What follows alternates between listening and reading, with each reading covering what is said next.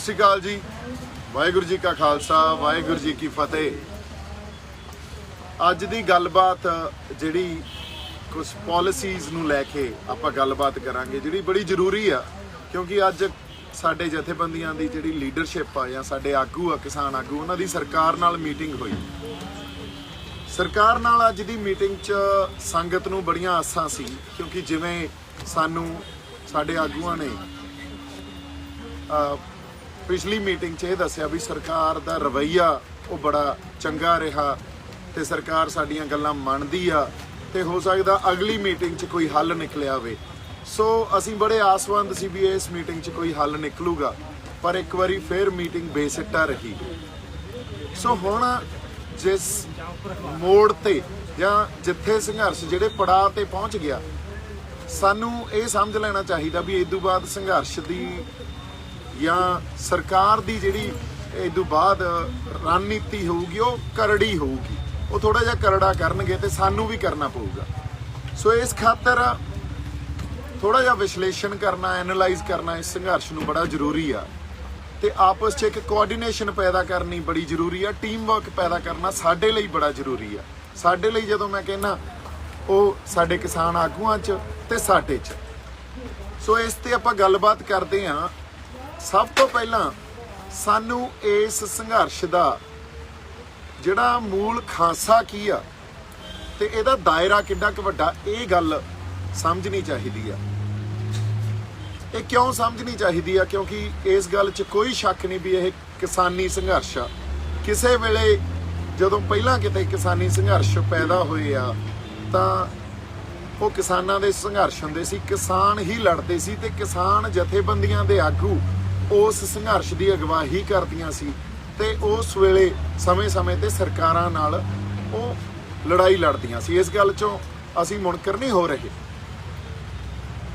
इस संघर्ष विच भी जे असीं ये गल समझीए, किसान जथेबंदियां दे आगूआं ने किसी इशू नूं रैकगनाइज किया या ये कह लीए इस जिहड़े नवें कानून बने आ इस इशू नूं उन्हां ने पछाणिया, इस गल दे उत्ते फिर लामबंदी होई, वो भी किसान जथेबंदियां ने आपदे कैडर के थ्रू की। इस गल तो भी मुनकर नहीं हो सकते। ये गल बिल्कुल सेहरा किसान जथेबंदियां ते आगूआं नूं जांदा भी सारी जिहड़ी इशू नूं पछाणन तो लैके लामबंदी तक दा सफ़र आ वो बाखूबी साडे किसान आगूआं ने निभाया। पर हुण इहदा मूल खांसा की आ, ये सानूं समझना चाहिदा। जो संघर्ष दा हुण रूप साडे सामने आ रहा ते जिस तरह की व्यापक पार्टिसिपेशन या शमूलीयत सामने आ रही है, उस गल तो सानू ये गल समझ लैनी चाहिदी आ ते ये गल मन भी लैनी चाहिदी आ भी ये कल्ले किसानां दा संघर्ष नहीं रहा। हालांकि मैं भी किसान परिवार चों आ, सारी जिंदगी दादे ने प्यो ने किसानी ही कीती आ ते किसान परिवार नाल संबंधित आ, पर यह गल इस करके सानू समझ लेनी चाहिदी है क्योंकि इसदा दायरा बहुत वड्डा हो गया ते इस संघर्ष दा खासियत भी है। इस संघर्ष की ਇਹਦਾ ਖਾਂਸਾ ਜਿਹੜਾ ਉਹ ਕੱਲਾ ਕਿਸਾਨਾਂ ਦਾ ਸੰਘਰਸ਼ ਨਹੀਂ ਰਿਹਾ। ਹੁਣ ਇਹ ਜਿਹੜਾ ਸੰਘਰਸ਼ ਆ ਇਹਦੇ 'ਚ ਜਿਹੜੀ ਵਿਆਪਕ ਸ਼ਮੂਲੀਅਤ ਆ ਉਹ ਬਹੁਤ ਹੋਰ ਵਰਗਾਂ ਦੀ ਵੀ ਹੋ ਰਹੀ ਆ। ਤੁਸੀਂ ਦੇਖੋ ਸਾਡੇ ਚਾਹੇ ਨਿਹੰਗ ਸਿੰਘ ਫੌਜਾਂ ਬੈਠੀਆਂ, ਸਾਡੇ ਜਿਹੜੇ ਬੁੱਧੀਜੀਵੀ ਆ ਉਹ ਆ ਰਹੇ ਆ, ਸਾਡੇ ਇੱਥੇ ਜਿਹੜੇ ਪੁਲਿਸ ਅਫਸਰ ਆ ਉਹ ਆਪਦੀਆਂ ਨੌਕਰੀਆਂ ਛੱਡ ਕੇ ਆ ਰਹੇ ਆ, ਸਾਡੇ ਜਿਹੜੇ ਟੀਚਰਸ ਆ ਜਾਂ ਜਿਹੜੇ ਪ੍ਰੋਫੈਸਰਸ ਆ ਉਹ ਆ ਰਹੇ ਆ। ਸੋ ਕਿਸ ਤਰ੍ਹਾਂ ਦੀ ਮੇਰਾ ਜਿਹੜਾ ਇੱਕ ਕਿੱਤਾ ਸੀ कलाकार या कला नाल संबंध खेतर चों असीं आ गए, क्योंकि ये गल असीं पहले दिन तो समझ ली ते गल हमेशा पहले दिन तो शंभू मोर्चे राही असीं रखी भी ये लड़ाई कल्ली आर्थिक लड़ाई नहीं आ, कल्ली MSP की लड़ाई नहीं आ, गल साडी होंद दी आ। जदों होंद दी लड़ाई आ सो इहो जी व्यापक पार्टिसिपेशन होनी लाजमी सी ते वो सानूं देख भी रही है। सो ये गल साडे किसान आगूआं नूं साडी बेनती आ भी ये गल उन्हां नूं मन लैनी चाहिदी आ। इस संघर्ष का जिहड़ा दायरा वो एडा वड्डा हो गया भी इस संघर्ष की अगवाही आ जिहड़ी वो अकाल पुरख वाहिगुरू आप कर रहे आ, वो साडियां अकलां तो गिनतियां। हाँ जी, सो इस संघर्ष का दायरा साडियां अकलां तो साडियां गिनतियां मिनतियां तो बहुत वड्डा हो चुकिया। ਉਹਦਾ प्रतख उदाहरण साडे सामने यह आ भी जिस दिन 26 नवंबर नूं असीं शंभू तो तुरे सी ਤੇ ਕਿਸਾਨ ਜਥੇਬੰਦੀਆਂ ਦੇ ਜਾਂ ਸਾਡੇ ਆਗੂਆਂ ਦਾ ਜਿਹੜਾ ਪਲਾਨ ਇਹ ਸੀ ਵੀ ਅਸੀਂ ਸ਼ੰਭੂ ਤੇ ਬਹਿ ਜਾਾਂਗੇ ਜਾਂ ਉਧਰ ਖਨੌਰੀ ਵਾਲੇ ਪਾਸੇ ਖਨੌਰੀ ਬਹਿ ਜਾਣਗੇ ਜਾਂ ਜਿੱਥੋਂ ਜਿੱਥੋਂ ਵੀ ਅਸੀਂ ਦਿੱਲੀ ਪਰ ਅਕਾਲ ਪੁਰਖ ਵਾਹਿਗੁਰੂ ਦਾ ਵਰਤਾਰਾ ਇਹ ਵਾਪਰਿਆ ਵੀ ਉੱਥੇ ਅਕਾਲ ਪੁਰਖ ਵਾਹਿਗੁਰੂ ਨੇ ਸੰਗਤ ਦੇ ਰਾਹੀਂ ਆਪ ਫੈਸਲੇ ਦਵਾਏ। ਸੰਗਤ ਉਹਨਾਂ ਬਾਰਡਰਾਂ ਤੇ ਨਹੀਂ ਬੈਠੀ ਤੇ ਦਿੱਲੀ ਨੂੰ ਆ ਕੇ ਘੇਰ ਲਿਆ। ਬੋਲੇ ਸੋ ਨਿਹਾਲ। ਸੋ ਦਿੱਲੀ ਨੂੰ ਆ ਕੇ ਘੇਰ ਲਿਆ। ਜਦੋਂ ਅਸੀਂ ਦਿੱਲੀ ਨੂੰ ਘੇਰੀ ਬੈਠੇ ਆ, ਇਹ ਗੱਲ ਜਾਂ ਇਹ ਵਰਤਾਰਾ ਕਿਸੇ ਜਥੇਬੰਦੀ ਜਾਂ ਕਿਸੇ ਬੰਦੇ ਨੇ ਜਾਂ ਕਿਸੇ ਵਿਅਕਤੀ ਨੇ ਇਹ ਗੱਲ ਨਹੀਂ ਸੋਚੀ ਸੀ। ਇਹ ਉਹਨਾਂ ਗਿਣਤੀਆਂ ਮਿਹਨਤੀਆਂ ਤੋਂ ਤੇ ਸਾਡੀਆਂ ਅਕਲਾਂ ਤੋਂ ਪਰਾਂ ਦੀ ਗੱਲ ਹੋਈ। ਅਗਲੀ ਗੱਲ ਜਿਹੜੀ ਸਾਨੂੰ ਇੱਕ ਹੋਰ ਸਮਝ ਲੈਣੀ ਚਾਹੀਦੀ ਹੈ ਵੀ ਜਿੱਦਾਂ ਅਸੀਂ ਦਿੱਲੀ ਆ ਕੇ ਇੱਥੇ ਬੈਠੇ ਕੁੰਡਲੀ ਬਾਰਡਰ ਤੇ, ਉਦੋਂ ਜਥੇਬੰਦੀਆਂ ਦਾ ਫੈਸਲਾ ਇਹ ਸੀ ਵੀ ਬਰਾੜੀ ਦੇ ਗਰਾਊਂਡ 'ਚ ਚੱਲਦੇ ਆ, ਪਰ ਫਿਰ ਸੰਗਤ ਨੇ ਫੈਸਲਾ ਲਿਆ ਵੀ ਬਰਾੜੀ ਨਹੀਂ, ਅਸੀਂ ਤਾਂ ਇੱਥੇ ਹੀ ਬੈਠਾਂਗੇ। ਸੋ ਇਹ ਦੋ ਪ੍ਰਤੱਖ ਉਦਾਹਰਨਾਂ ਸਾਡੇ ਸਾਹਮਣੇ ਆ, ਜੀ ਤੋਂ ਸਾਨੂੰ ਇਹ ਪਤਾ ਲੱਗਦਾ ਵੀ ਇਹ ਸਾਡੀਆਂ ਗਿਣਤੀਆਂ ਮਿਹਨਤੀਆਂ ਤੋਂ, ਸਾਡੀਆਂ ਅਕਲਾਂ ਤੋਂ ਪਰਾਂ ਦੀਆਂ ਗੱਲਾਂ ਹੋ ਰਹੀਆਂ ਤੇ ਇਸ ਸੰਘਰਸ਼ ਦੀ ਅਗਵਾਈ ਅਕਾਲ ਪੁਰਖ ਵਾਹਿਗੁਰੂ ਆਪ ਕਰ ਰਹੇ ਆ। ਇੱਥੇ ਕਿਸੇ ਜਥੇਬੰਦੀ ਦੀ ਅਗਵਾਈ ਨਹੀਂ ਆ, ਕਿਸੇ ਵਿਅਕਤੀ ਦੀ ਅਗਵਾਈ ਨਹੀਂ ਆ। ਇਸ ਲਈ ਸਾਨੂੰ ਉਸ ਅਕਾਲ ਪੁਰਖ ਵਾਹਿਗੁਰੂ ਦੀ ਜਾਂ ਇੱਕ ਡਿਵਾਈਨ ਇੰਟਰਵੈਂਸ਼ਨ ਆ ਜਿਹਨੂੰ ਕਹਿੰਦੇ ਆ, ਜਾਂ ਜਿਹਨੂੰ ਕਹਿੰਦੇ ਆ ਵੀ ਅਧਿਆਤਮਕ ਜਿਹੜੀ ਗੱਲ ਵਾਪਰ ਰਹੀ ਹੈ ਇਹਨੂੰ ਪਛਾਣ ਲੈਣਾ ਚਾਹੀਦਾ। ਸੋ ਉਸ ਗੱਲ ਨੂੰ ਪਛਾਣ ਕੇ ਇਹ ਗੱਲ ਮੰਨ ਲੈਣੀ ਚਾਹੀਦੀ ਆ ਵੀ ਅਕਾਲ ਪੁਰਖ ਵਾਹਿਗੁਰੂ ਜੋ ਕਰ ਰਿਹਾ ਉਹ ਉਹਦੀ ਰਜ਼ਾ 'ਚ ਹੋ ਰਿਹਾ ਤੇ ਸੰਗਤ ਰੂਪੀ ਫੈਸਲੇ ਦੇ ਰਾਹੀਂ ਹੋ ਰਿਹਾ। ਤੁਸੀਂ ਇਹ ਦੇਖੋ, ਇਹ ਗੱਲ ਬੜੀ ਬਾਕਮਾਲ ਆ ਵੀ ਸੰਗਤ ਦੇ ਫੈਸਲੇ, ਸੰਗਤ ਕਿਤੇ ਕੋਈ ਜਗ੍ਹਾ ਨਹੀਂ ਮਿਥੀ ਹੋਈ ਉਹਨਾਂ ਨੇ ਵੀ ਕਿਤੇ ਬੈਠ ਕੇ ਜਗ੍ਹਾ ਮਿਥੀ ਆ ਤੇ ਸੰਗਤ ਉੱਥੋਂ ਫੈਸਲੇ ਲੈ ਰਹੀ ਆ। ਨਹੀਂ, ਸੰਗਤ ਵਾਹਿਗੁਰੂ ਦੇ ਰਾਹੀਂ, ਅਕਾਲ ਪੁਰਖ ਵਾਹਿਗੁਰੂ ਦੇ ਰਾਹੀਂ ਉਹਨਾਂ ਦੇ ਮਨਾਂ 'ਚ ਹੀ ਗੱਲ ਵਸ ਜਾਂਦੀ ਆ ਤੇ ਥਾਂ ਤੇ ਹੀ ਫੈਸਲੇ ਲੈ ਲੈਂਦੀ ਆ। ਇਹ ਗੱਲ ਬਾਕਮਾਲ ਆ। ਇਹ ਗੱਲ ਪਹਿਲਾਂ ਕਦੇ ਨਹੀਂ ਦੇਖੀ ਗਈ ਸੀ। ਇਸ ਸੰਘਰਸ਼ 'ਚ ਪਹਿਲੀ ਵਾਰੀ ਇਹ ਗੱਲ ਸਾਡੇ ਸਾਹਮਣੇ ਆਈ ਹੈ। ਇਸੇ ਕਰਕੇ ਆਪਾਂ ਵਾਰ-ਵਾਰ ਇਹ ਗੱਲ ਕਹਿ ਰਹੇ ਹਾਂ ਵੀ ਇਹ ਇਤਿਹਾਸਕ ਵਰਤਾਰਾ ਵਾਪਰ ਰਿਹਾ। ਇਸ ਤਰ੍ਹਾਂ ਦਾ ਸੰਘਰਸ਼ ਪਹਿਲਾਂ ਨਾ ਕਦੇ ਪੈਦਾ ਹੋਇਆ ਤੇ ਹੋ ਸਕਦਾ ਆਉਣ ਵਾਲੇ ਸਮੇਂ 'ਚ ਜਦੋਂ ਤੱਕ ਉਸ ਅਕਾਲ ਪੁਰਖ ਵਾਹਿਗੁਰੂ ਦੀ ਰਜ਼ਾ ਨਾ ਹੋਊਗੀ ਉਦੋਂ ਤੱਕ ਐਡਾ ਵੱਡਾ ਸੰਘਰਸ਼ ਪੈਦਾ ਨਹੀਂ ਹੋਣਾ। ਸੋ ਇਸ ਸੰਘਰਸ਼ ਦਾ ਮੂਲ ਖਾਂਸਾ ਤੇ ਇਸ ਸੰਘਰਸ਼ ਦਾ ਦਾਇਰਾ ਇਹ ਸਾਨੂੰ ਸਮਝ ਲੈਣਾ ਚਾਹੀਦਾ ਕਿ ਇਹ ਸੰਘਰਸ਼ ਸੰਗਤ ਦਾ, ਇਹ ਸੰਘਰਸ਼ ਲੋਕਾਂ ਦਾ, ਇੱਥੇ ਕਿਸੇ ਜਥੇਬੰਦੀ ਜਾਂ ਕਿਸੇ ਵਿਅਕਤੀ ਦਾ ਗਲਬਾ ਨਹੀਂ ਆ ਇਸ ਸੰਘਰਸ਼ ਤੇ ਜੇ ਲੋਕਾਂ ਦਾ ਸੰਘਰਸ਼ ਆ ਫਿਰ ਲੋਕਾਂ ਦੀ ਜਾਂ ਲੋਕਾਂ ਦੇ ਜਿਹੜੇ ਨੁਮਾਇੰਦੇ ਆ ਉਹਨਾਂ ਦਾ ਸਾਨੂੰ ਰਿਪਰੈਜ਼ੈਂਟੇਸ਼ਨ ਲੈ ਲੈਣੀ ਚਾਹੀਦੀ ਆ। ਹੁਣ ਜਿਸ ਤਰ੍ਹਾਂ ਦਾ ਵਰਤਾਰਾ ਚੱਲ ਰਿਹਾ, ਜੋ ਅੱਜ ਵੀ ਸਰਕਾਰ ਨਾਲ ਮੀਟਿੰਗ ਹੋਈ, ਜਿਹੜਾ ਇੱਕ ਡੈਡਲੌਕ ਜਾਂ ਇਹ ਪੜਾਅ ਆਇਆ ਹੋਇਆ, ਇਹ ਡੈਡਲੌਕ ਦਾ ਪੜਾਅ ਆਇਆ ਹੋਇਆ, ਉਹ ਟੁੱਟ ਨਹੀਂ ਰਿਹਾ। 1 ਮਹੀਨਾ ਜਾਂ ਉਦੋਂ ਜ਼ਿਆਦਾ ਦਿਨ ਹੋ ਗਏ ਸਾਨੂੰ ਇੱਥੇ, 1 ਮਹੀਨਾ 4, 5, 6 ਦਿਨ ਹੋ ਗਏ ਹੋਣੇ ਆ ਬੈਠਿਆਂ ਨੂੰ, ਤੇ ਡੈਡਲੌਕ ਟੁੱਟ ਨਹੀਂ ਰਿਹਾ। ਅਸੀਂ ਹਜੇ ਵੀ ਜਾਬਤੇ 'ਚ, ਅਸੀਂ ਚੜ੍ਹਦੀ ਕਲਾ 'ਚ ਤੇ ਸਾਡਾ ਏਕਾ ਵੀ ਬਰਕਰਾਰ ਆ। ਵਾਰ-ਵਾਰ ਆਪਾਂ ਇਹ ਗੱਲ ਕਹਿ ਰਹੇ ਹਾਂ ਵੀ ਕਿਸਾਨ ਮਜ਼ਦੂਰ ਏਕਤਾ ਜਿਹੜੀ ਜਿੰਦਾਬਾਦ। ਸੋ ਏਕਤਾ ਜਿਹੜਾ ਲਫ਼ਜ਼ ਆ, ਇਹ ਜਿਹੜਾ ਸਾਨੂੰ ਸਮਝ ਲੈਣਾ ਚਾਹੀਦਾ ਵੀ ਸਾਨੂੰ ਸਾਡੀ ਏਕਤਾ ਤਾਂ ਹੀ ਅਸੀਂ ਦਿਖਾ ਪਾਵਾਂਗੇ ਜੇ ਕੱਲਾ ਉਹ ਨਾਅਰਿਆਂ 'ਚ ਨਾ ਹੋਵੇ, ਜੋ ਪ੍ਰੈਕਟਿਸ 'ਚ ਵੀ ਜਾਂ ਸਾਰਾ ਡਿਸਕੋਰਸ ਜੋ ਚੱਲ ਰਿਹਾ ਉੱਥੇ ਵੀ ਸਾਨੂੰ ਦਿਖੇ। ਹੁਣ ਡਿਸਕੋਰਸ ਕੀ ਚੱਲ ਰਿਹਾ, ਅੱਜ ਜਿਹੜਾ ਡੈਡਲੌਕ ਕ੍ਰੀਏਟ ਹੋਇਆ ਉਸ ਡੈਡਲੌਕ ਨੂੰ ਤੋੜਨ ਦੇ ਲਈ ਜਾਂ ਸਾਡੀ ਰਣਨੀਤੀ ਘੜਨ ਲਈ ਸਾਡੇ ਕੋਲੇ ਕੁਝ ਆਈਡੀਆਜ਼ ਆ। ਥੋੜਾ ਜਿਹਾ ਇੱਧਰ ਨੂੰ ਘੁਮਾਓ ਜੀ। ਹਾਂਜੀ, ਸਾਡੇ ਕੋਲੇ ਕੁਝ ਆਈਡੀਆਜ਼ ਆ। ਉਹ ਆਈਡੀਆਜ਼ ਅਸੀਂ ਤੁਹਾਡੇ ਨਾਲ ਬੈਠ ਕੇ, ਖਾਸ ਤੌਰ ਤੇ ਕਿਸਾਨ ਜਥੇਬੰਦੀਆਂ ਦੀ ਲੀਡਰਸ਼ਿਪ ਨਾਲ ਬੈਠ ਕੇ ਡਿਸਕਸ ਕਰਨਾ ਚਾਹੁੰਦੇ ਆ, ਕਿਉਂਕਿ ਇਹ ਕੋਈ ਬਹੁਤ ਚੰਗੀ ਜਾਂ ਸੋਹਣੀ ਗੱਲ ਨਹੀਂ ਹੁੰਦੀ ਵੀ ਅਸੀਂ ਤੁਹਾਡੇ ਰੂਬਰੂ ਸੋਸ਼ਲ ਮੀਡੀਆ ਰਾਹੀਂ ਹੋਈਏ, ਹੋਰ ਸਾਡੇ ਕੋਲੇ ਕੋਈ ਰਾਹ ਨਾ ਹੋਵੇ ਤੇ ਤੁਸੀਂ ਸੋਸ਼ਲ ਮੀਡੀਆ ਰਾਹੀਂ ਅਟੈਕ ਕਰਨ ਲੱਗ ਜਾਓ ਤੇ ਆਈਡੀਆਜ਼ ਨੂੰ ਜਨਰੇਟ ਹੀ ਨਾ ਹੋਣ ਦਿਓ ਤੇ ਵਾਰ-ਵਾਰ ਇਹ ਗੱਲ ਪਰਸਨਲ ਅਟੈਕ ਰਾਹੀਂ ਕਹਿਣ ਲੱਗ ਜਾਓ ਵੀ ਇਹ ਤਾਂ RSS ਆ, ਇਹ ਤਾਂ ਏਜੰਸੀਆਂ ਦੇ ਬੰਦੇ ਆ, ਇਹ ਤਾਂ ਦੋ ਫਾੜ ਕਰ ਰਹੇ ਆ ਸੰਘਰਸ਼ ਨੂੰ। ਸੋ ਮੇਰੀ ਇੱਕ ਹੱਥ ਜੋੜ ਕੇ ਬੇਨਤੀ ਆ ਸਾਡੇ ਆਗੂਆਂ ਨੂੰ, ਤੁਹਾਡੀ ਅਗਵਾਈ 'ਚ ਇਹ ਸੰਘਰਸ਼ ਲੜ ਰਹੇ ਆ, ਤੁਹਾਡੀ ਅਗਵਾਈ 'ਚ ਸੰਘਰਸ਼ ਲੜਾਂਗੇ, ਪਰ ਤੁਸੀਂ ਸਾਡੇ ਜਿਹੜੇ ਕੋਈ ਸਲਾਹਾਂ ਜਾਂ ਆਈਡੀਆਜ਼ ਆ ਉਹਨੂੰ ਲਓ। ਜੇ ਤੁਹਾਨੂੰ ਚੰਗੇ ਲੱਗੇ ਤਾਂ ਤੁਸੀਂ ਮੰਨ ਲਿਓ, ਜੇ ਨਹੀਂ ਚੰਗੇ ਲੱਗੇ ਤਾਂ ਨਾ ਮੰਨਿਓ। ਸੋ ਅਗਵਾਈ ਤਾਂ ਤੁਹਾਡੀ ਆ। ਸੋ ਇਸ ਲਈ ਅਗਲੀ ਗੱਲ ਜਿਹੜੀ ਮੈਂ ਕਰਨੀ ਚਾਹੁੰਦਾ ਸੀ ਵੀ ਸਟੇਜ ਤੋਂ ਬੋਲਣ ਵਾਸਤੇ ਮੈਂ ਜਾਂ ਸਾਡਾ ਕੋਈ ਵੀ ਬੰਦਾ ਇੱਥੇ ਨਹੀਂ ਆਇਆ। ਅਸੀਂ ਸਟੇਜਾਂ ਤੋਂ ਬੋਲਣ ਨਹੀਂ ਆਏ। ਤੁਸੀਂ ਜੇ ਕਹਿ ਰਹੇ ਹੋ ਵੀ ਸਟੇਜਾਂ ਤੋਂ ਤੁਸੀਂ ਨੇੜੇ ਤੇੜੇ ਵੀ ਨਾ ਆਇਓ, ਨਾ ਬੋਲਿਓ, ਸਿਰ ਮੱਥੇ, ਹਜੇ ਵੀ ਸਿਰ ਮੱਥੇ। ਅਸੀਂ ਇਹ ਕਹਿ ਰਹੇ ਹਾਂ ਵੀ ਸਟੇਜ ਤੋਂ ਆਪਾਂ ਨਹੀਂ ਬੋਲਾਂਗੇ, ਪਰ ਅਸੀਂ ਇਕੱਠੇ ਬਹਿ ਕੇ ਗੱਲਬਾਤ ਆਪਸ 'ਚ ਤਾਂ ਕਰ ਸਕਦੇ ਹਾਂ। ਜੇ ਸਰਕਾਰ ਜਿਹੜੀ ਅੱਜ ਸਾਡੀ ਦੁਸ਼ਮਣ ਆ, ਜੇ ਤੁਸੀਂ ਉਹਨਾਂ ਨਾਲ ਇੰਨੀਆਂ ਮੀਟਿੰਗਾਂ ਕਰ ਸਕਦੇ ਹੋ ਤਾਂ ਸਾਡਾ ਤਾਂ ਕੋਈ ਪਰਸਨਲ ਵੈਰ ਹੀ ਨਹੀਂ ਨਾ, ਸਾਡਾ ਤਾਂ ਕੁਝ ਨਹੀਂ ਵੰਡਿਆ, ਤੇ ਅਸੀਂ ਆਪਸ 'ਚ ਬੈਠ ਕੇ ਵੀ ਗੱਲਬਾਤ ਕਰ ਸਕਦੇ ਹਾਂ। ਕੀ ਪਤਾ ਜਿਹੜਾ ਇਸ ਡੈਡਲੌਕ ਨੂੰ ਤੋੜਨ ਦਾ ਹੱਲ, ਕਈ ਵਾਰੀ ਸਾਨੂੰ ਲੱਗਦਾ ਹੁੰਦਾ ਵੀ ਹੱਲ ਇੱਕੋ ਪਾਸੇ ਪਿਆ, ਕੀ ਪਤਾ ਉਹ ਦੂਜੇ ਪਾਸੇ ਹੱਲ ਪਿਆ ਹੋਵੇ ਤੇ ਉਹ ਹੱਲ ਸਾਨੂੰ ਦੇਖ ਹੀ ਨਹੀਂ ਰਿਹਾ ਹੋਵੇ, ਤੇ ਅਸੀਂ ਉਹ ਹੱਲ ਤੁਹਾਨੂੰ ਦਿਖਾਉਣ 'ਚ ਆਪਦੀ ਥੋੜੀ ਬਹੁਤ ਹੈਲਪ ਕਰ ਦਈਏ, ਥੋੜੀ ਬਹੁਤ ਸਹਾਇਤਾ ਕਰ ਦਈਏ। ਸੋ ਇਸ ਖਾਤਰ ਮੇਰੀ ਤੁਹਾਨੂੰ ਜਿਹੜੀ ਬੇਨਤੀ ਆ ਹੱਥ ਜੋੜ ਕੇ ਵੀ ਇੱਕ ਤਾਂ ਸਾਨੂੰ ਕੋਆਰਡੀਨੇਸ਼ਨ ਆਪਸ 'ਚ ਬਣਾਉਣੀ ਚਾਹੀਦੀ ਆ। ਇਹ ਸਾਡੇ ਸੰਘਰਸ਼ ਲਈ ਵੀ ਜ਼ਰੂਰੀ ਆ। ਜੇ ਅਸੀਂ ਕੋਆਰਡੀਨੇਸ਼ਨ ਆਪਸ 'ਚ ਨਹੀਂ ਬਣਾ ਕੇ ਚੱਲਾਂਗੇ ਤਾਂ ਸਰਕਾਰਾਂ ਤਾਂ ਇਹ ਚਾਹੁੰਦੀਆਂ ਫਿਰ। ਔਰ ਜੇ ਕਿਤੇ ਜੇ ਸਾਡੇ ਵਖਰੇਵੇਂ ਵੀ ਸੀ, ਦੇਖੋ ਵਖਰੇਵੇਂ ਜਿਹੜੇ ਸੀ ਉਹ ਸਿਧਾਂਤਕ ਸੀ ਜਾਂ ਉਹ ਸੰਘਰਸ਼ ਦੇ ਪੈਂਤੜਿਆਂ ਨੂੰ, ਰਣਨੀਤੀ ਨੂੰ ਲੈ ਕੇ ਸੀ। ਵਖਰੇਵੇਂ ਕੋਈ ਪਰਸਨਲ ਵਖਰੇਵੇਂ ਥੋੜੀ ਆ ਆਪਣੇ। ਸੋ ਜੇ ਸਿਧਾਂਤਕ ਵਖਰੇਵਿਆਂ ਤੇ ਅਸੀਂ ਇੱਕ ਦੂਜੇ ਦੇ ਖਿਲਾਫ ਪੋਜੀਸ਼ਨ ਲੈ ਲਾਂਗੇ, ਇਹ ਤਾਂ ਪੋਲੀਟੀਕਲ ਪਾਰਟੀਆਂ ਕਰਦੀਆਂ ਹੁੰਦੀਆਂ ਵੀ ਜਿਹੜਾ ਸਾਡੇ ਖਿਲਾਫ ਸਿਧਾਂਤਕ ਤੌਰ ਤੇ ਪੋਜੀਸ਼ਨ ਲੈ ਜੇ ਉਹਨੂੰ ਤੁਸੀਂ ਹੁਣ ਪਰਸਨਲ ਅਟੈਕ ਕਰਨਾ ਸ਼ੁਰੂ ਕਰ ਦਿਓ।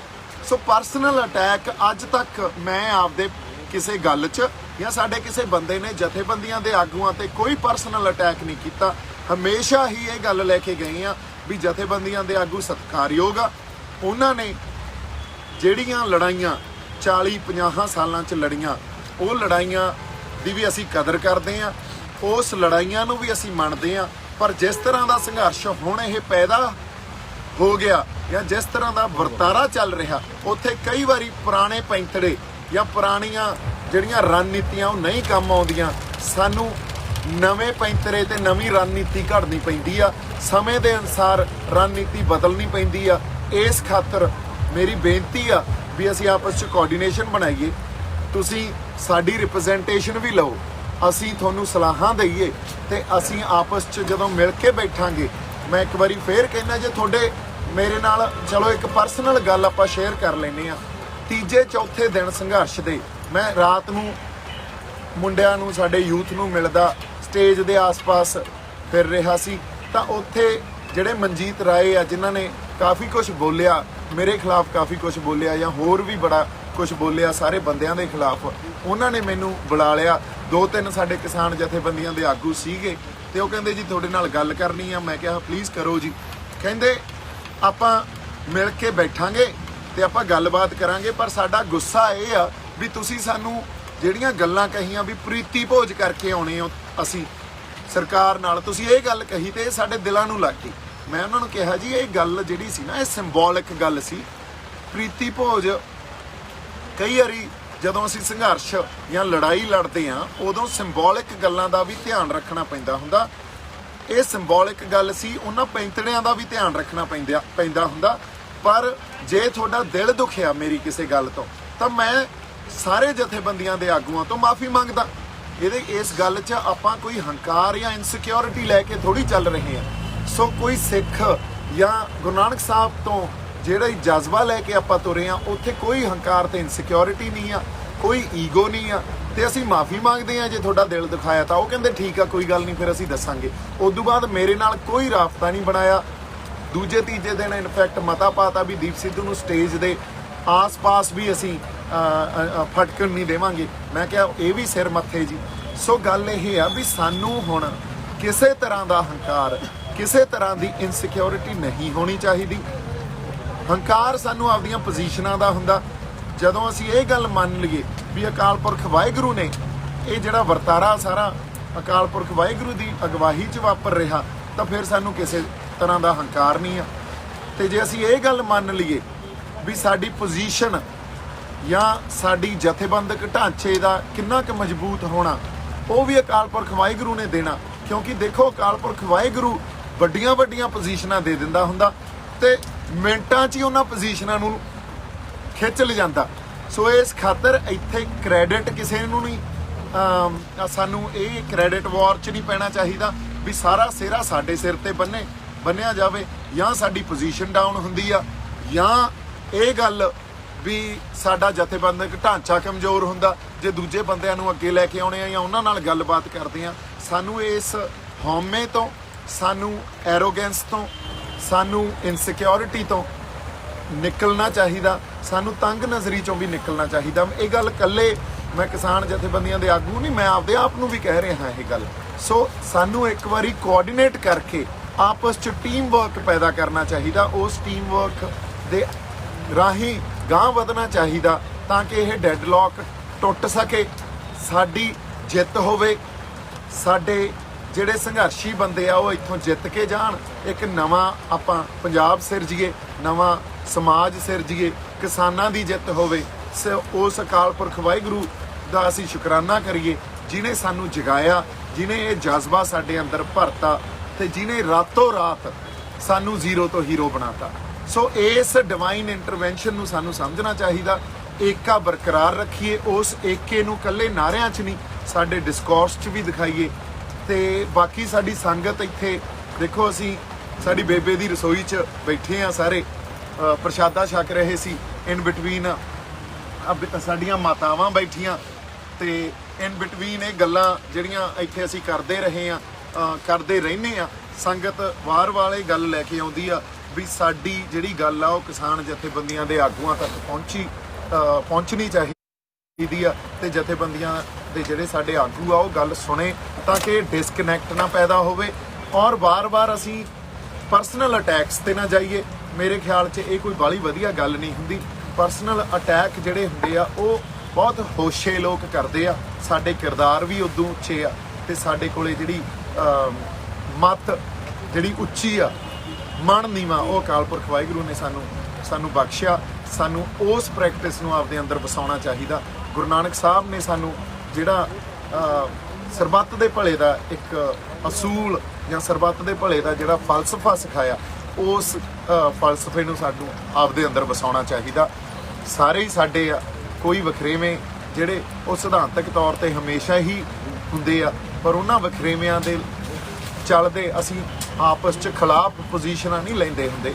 ਸੋ ਇਸ ਕਰਕੇ ਹੁਣ ਕਿਸੇ ਨੂੰ ਏਜੰਸੀਆਂ ਦਾ ਕਹਿ ਦੇਣਾ, ਕਿਸੇ ਨੂੰ ਕੋਈ ਹੋਰ ਜਿਹੜੇ ਅਸੀਂ ਟੈਗ ਦੇ ਦੇਣੇ, ਇਹ ਗੱਲਾਂ ਬੜੀਆਂ ਛੋਟੀਆਂ। ਇਹਨਾਂ ਗੱਲਾਂ ਤੋਂ ਜਾਂ ਇਹ ਜਿਹੜੀ ਸਾਡੇ 'ਚ ਬੇਭਰੋਸੇ ਪੈਦਾ ਹੋਏ ਆ, ਇਹਨਾਂ ਗੱਲਾਂ ਤੋਂ ਪਰਾਂ ਉੱਠੀਏ ਤੇ ਅਸੀਂ ਆਪਸ 'ਚ ਕੋਆਰਡੀਨੇਸ਼ਨ ਬਣਾ ਕੇ ਚੱਲੀਏ। ਬਾਕੀ ਜਿਹੜੀ ਗੱਲ ਆਪਾਂ ਇਹ ਕਰਨੀ ਸੀ ਵੀ ਕਈ ਵਾਰੀ ਸਟੇਟ ਦਾ ਨਾ ਜਿਹੜਾ ਖਾੜਕੂ ਸੰਘਰਸ਼ ਦੇ ਦੌਰਾਨ ਇੱਕ ਨੈਰੇਟਿਵ ਰਿਹਾ ਪੰਜਾਬ ਨੂੰ ਡਰਾਉਣ ਦਾ ਜਾਂ ਪੰਜਾਬ 'ਚ ਡਰ ਪੈਦਾ ਕਰਨ ਦਾ, ਸਾਡੀ ਮਾਨਸਿਕਤਾ 'ਚ ਡਰ ਪੈਦਾ ਕਰਨ ਦਾ, ਉਹ ਸਟੇਟ ਜਾਂ ਸਰਕਾਰ ਹੁਣ ਵੀ ਵਰਤ ਰਹੀ ਹੈ। ਹੁਣ ਵੀ ਉਹੀ ਨੈਰੇਟਿਵ ਵਰਤ ਕੇ ਤੇ ਕਿਸਾਨ ਆਗੂ ਕਈ ਵਾਰੀ ਉਸ ਨੈਰੇਟਿਵ ਤੋਂ ਡਰ ਜਾਂਦੇ ਆ। ਦੇਖੋ, ਸਿੱਖ ਜਿਹੜਾ ਉਹ ਕਦੇ ਵੀ ਹਿੰਸਕ ਨਹੀਂ ਹੁੰਦਾ। ਸਿੱਖ ਨੇ ਕਦੇ ਵੀ ਹਿੰਸਾ ਸਿੱਖੀ ਹੋਈ ਨਹੀਂ। ਹਥਿਆਰ ਤਾਂ ਅਸੀਂ ਜਰਵਾਣੇ ਦੀ ਭੱਖਿਆ ਤੇ ਗਰੀਬਾਂ ਦੀ ਰੱਖਿਆ ਕਰਨ ਵਾਸਤੇ ਚੱਕਦੇ ਰਹੇ ਆ ਤੇ ਸਿੱਖ ਦੇ ਮਨ 'ਚ ਕਦੇ ਵੀ ਹਿੰਸਾ ਪੈਦਾ ਨਹੀਂ ਹੁੰਦੀ ਤੇ ਉਹ ਹਿੰਸਾ ਕਦੇ ਹਥਿਆਰ ਨਹੀਂ ਚੁਕਾਉਂਦੀ। ਸੋ ਇਸ ਕਰਕੇ ਉਸ ਮਾਨਸਿਕਤਾ ਤੋਂ, ਉਸ ਡਰ ਤੋਂ ਕਿਸਾਨ ਜਥੇਬੰਦੀਆਂ ਦੇ ਆਗੂਆਂ ਨੂੰ ਬੇਨਤੀ ਆ ਵੀ ਪਲੀਜ਼ ਉਸ ਡਰ ਤੋਂ ਪਰਾਂ ਹੋ। ਸਰਕਾਰ ਨੇ ਇਹ ਗੱਲਾਂ ਵਾਰ-ਵਾਰ ਸਿਰਜਣੀਆਂ, ਤੁਸੀਂ ਜਾਂ ਅਸੀਂ ਇਹਦਾ ਸ਼ਿਕਾਰ ਨਹੀਂ ਹੋਣਾ। ਅਸੀਂ ਕਿੰਨੇ ਜਾਬਤੇ 'ਚ ਰਹਿ ਕੇ, ਇੱਕ ਬਾਕਮਾਲ ਜਾਬਤਾ ਤੇ ਡਿਸਪਲਿਨ 'ਚ ਰਹਿ ਕੇ ਇਹ ਸੰਘਰਸ਼ ਲੜ ਰਹੇ ਆ। ਇਹ ਡਿਸਪਲਿਨ ਤੇ ਜਾਬਤਾ ਵੀ ਕਾਇਮ ਰਹੂਗਾ, ਤੁਹਾਡੀ ਜਿਹੜੀ ਅਗਵਾਈ ਵੀ ਕਾਇਮ ਰਹੂਗੀ। ਸਾਡੀ ਹੱਥ ਜੋੜ ਕੇ ਬੇਨਤੀ ਆ ਵੀ ਅਸੀਂ ਮਿਲ ਕੇ ਗੱਲਬਾਤ ਰਾਹੀਂ ਗੱਲਾਂ ਨੂੰ ਸਮਝੀਏ, ਆਈਡੀਆਜ਼ ਨੂੰ ਡਿਸਕਸ ਕਰੀਏ, ਆਈਡੀਆਜ਼ ਨੂੰ ਫਿਰ ਇੰਪਲੀਮੈਂਟ ਕਰੀਏ। ਇੰਨੀਆਂ ਕੁ ਗੱਲਾਂ ਤੁਹਾਡੇ ਨਾਲ ਕਰਨੀਆਂ ਸੀ। ਸਾਡੇ ਵੱਲੋਂ ਬਹੁਤ ਸਾਰਾ ਪਿਆਰ ਤੇ ਸਤਿਕਾਰ। ਜਿਉਂਦੇ ਵਸਦੇ ਰਹੋ ਤੇ ਸਪੈਸ਼ਲੀ ਸਾਡੇ ਆਗੂਆਂ ਲਈ ਬੜਾ ਪਿਆਰ ਤੇ ਸਤਿਕਾਰ, ਕਿਉਂਕਿ ਕੋਈ ਪਰਸਨਲ ਆਪਣੀ ਲੜਾਈ ਨਹੀਂ ਆ। ਕਈ ਵਾਰੀ ਸਿਧਾਂਤਾਂ 'ਚ ਵਖਰੇਵੇਂ ਹੋ ਸਕਦੇ ਆ ਤੇ ਉਹਨਾਂ ਨੂੰ ਅਸੀਂ ਆਪਸ 'ਚ ਬਹਿ ਕੇ ਨਜਿੱਠ ਸਕਦੇ ਆ। ਇਹ ਵੀ ਕੋਈ ਬੜੀ ਵੱਡੀ ਗੱਲ ਨਹੀਂ ਹੁੰਦੀ ਤੇ ਇਸ ਡੈਡਲੌਕ ਦਾ ਵੀ ਜਿਹੜਾ ਹੱਲ ਆ ਉਹ ਹੈਗਾ ਹੱਲ ਨਿਕਲੇ ਆਉਂਦੇ ਹੁੰਦੇ ਆ। ਸਿਰ ਜੋੜ ਕੇ ਬੈਠੀਏ। ਮੇਰੇ ਵੱਲੋਂ ਇੱਕ ਵਾਰੀ ਫਿਰ ਆਬਾਦ ਰਹੋ, ਖੁਸ਼ ਰਹੋ, ਸਤਿਕਾਰ, ਪਿਆਰ। ਸਤਿ ਸ਼੍ਰੀ ਅਕਾਲ। ਵਾਹਿਗੁਰੂ ਜੀ ਕਾ ਖਾਲਸਾ, ਵਾਹਿਗੁਰੂ ਜੀ ਕੀ